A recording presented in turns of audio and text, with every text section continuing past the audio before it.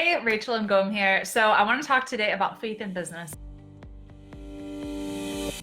This is something I get a lot of questions about, probably because I'm super open with my faith. I share scripture. If you go to my website, I have scripture there, and I don't hide the fact that I'm a Christian. And I think a lot of times people are afraid to talk religion. They're afraid of alienating people. And it's so funny. I actually hired a branding expert a couple years ago, and she told me, like, I don't think this should be a part of your brand. I think it's better if you don't mention the fact that you're a Christian.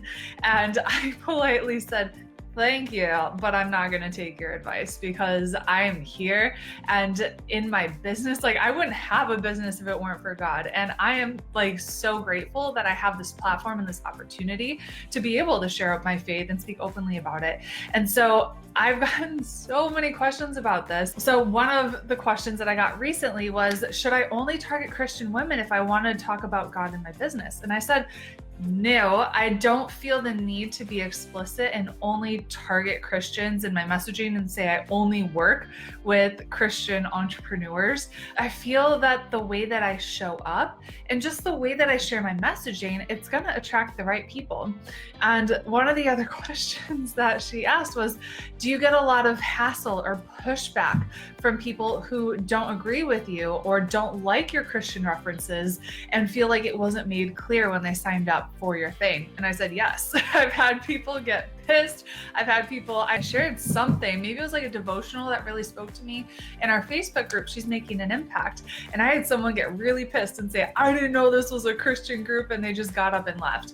And here's the deal. No matter what you do, when you put yourself out there and you are 100% authentic and you're 100% yourself, you're gonna get criticism. You're gonna get people that don't like your message. You're gonna get people that don't agree with you. And if you're not being criticized for anything, you're not reaching enough people. That's the truth. Some of the people that I've learned the most from are, think about all the personal development books that are out there. When you go back to the root of where they got their information, a lot of it actually came from the Bible, which is really interesting. We're doing personal development with my husband. And so I forget who we were listening to. And he was like, I want to learn from who this guy learned from.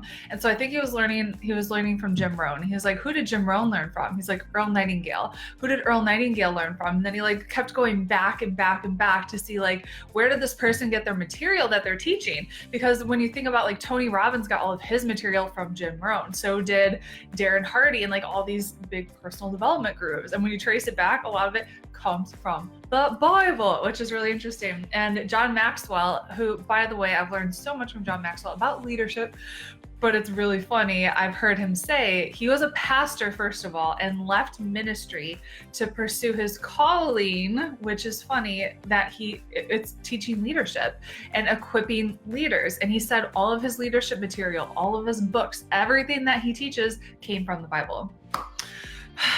Very interesting, right? So I think a lot of people think if I am not in ministry, if I am not a pastor, if God didn't call me to be a minister, then he's not going to use me in that way. And I just want to encourage you, you can bring your faith into your business. And yeah, if you get criticized, it could happen, but you're going to get criticized for doing anything if you're reaching enough people, right? So this is just an important conversation that I wanted to have because it is something that I get asked about all the time. So I want to hear from you. Have you shared your faith in your business? If you are a person of faith, if you haven't, what has been holding you back? What's something that has been keeping you from that? And another person that actually learned a lot about this from is Danny Johnson. I remember going to see Danny Johnson. That was like one of the first conferences that I went to when I was in network marketing.